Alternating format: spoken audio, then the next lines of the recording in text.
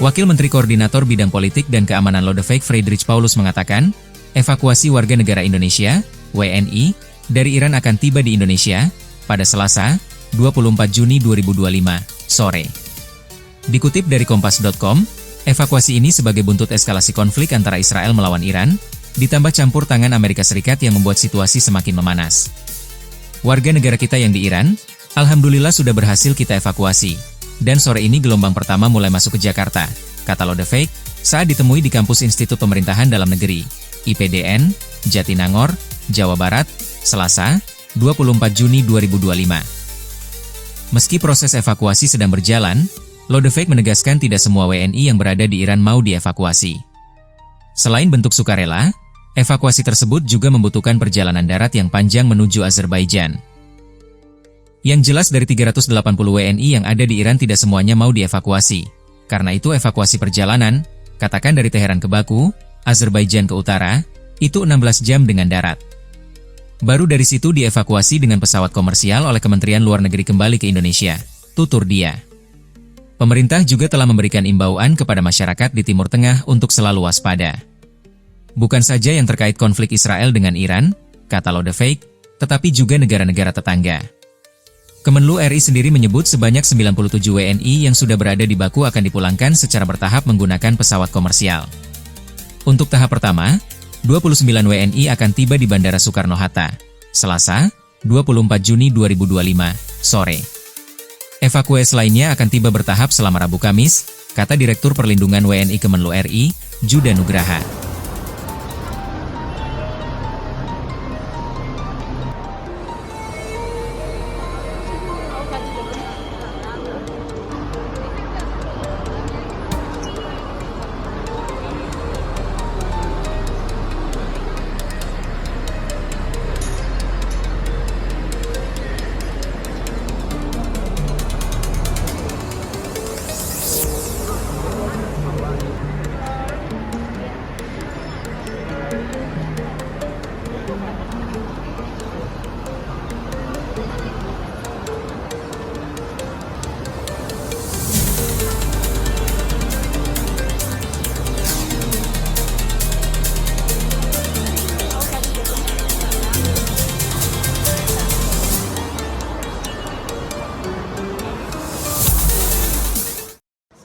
Yang sekarang sedang terjadi, tentu saja kami mengimbau untuk adanya gencatan senjata antara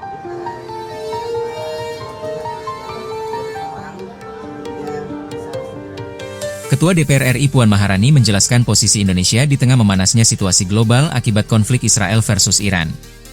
Dikutip dari tribunnews.com, apalagi saat ini Amerika Serikat, AS, juga ikut terlibat dan membantu Israel menyerang negeri Persia tersebut.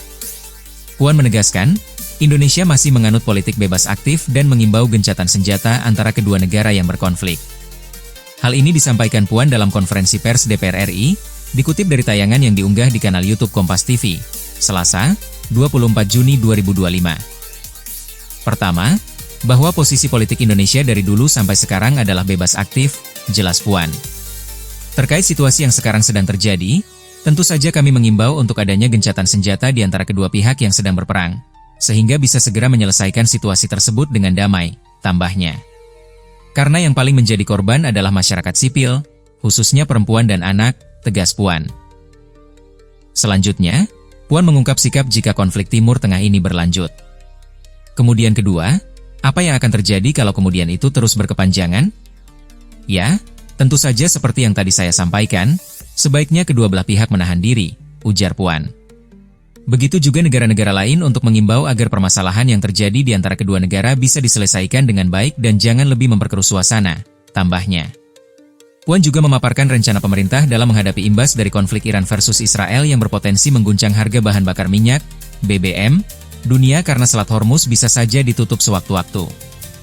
Apa yang akan kita lakukan terkait dengan hal tersebut? Tentu saja ke depan ini dalam waktu dekat pemerintah akan bersama DPR akan segera membahas terkait dengan rancangan APBN 2026, kata Puan. Pemerintah harus segera memitigasi perkembangan ini tentu saja terkait dengan kurs rupiah, subsidi BBM dan hal-hal lain terkait dengan perkembangan situasi global, tandasnya. dilakukan pansus haji untuk pelaksanaan perbaikan ke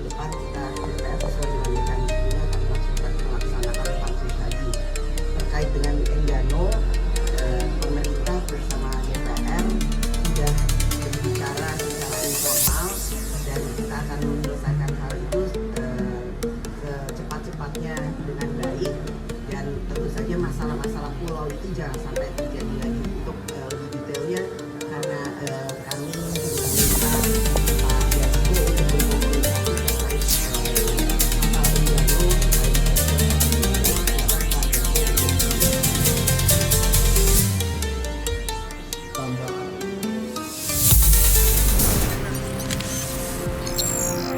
Tribun X menghadirkan lokal menjadi Indonesia.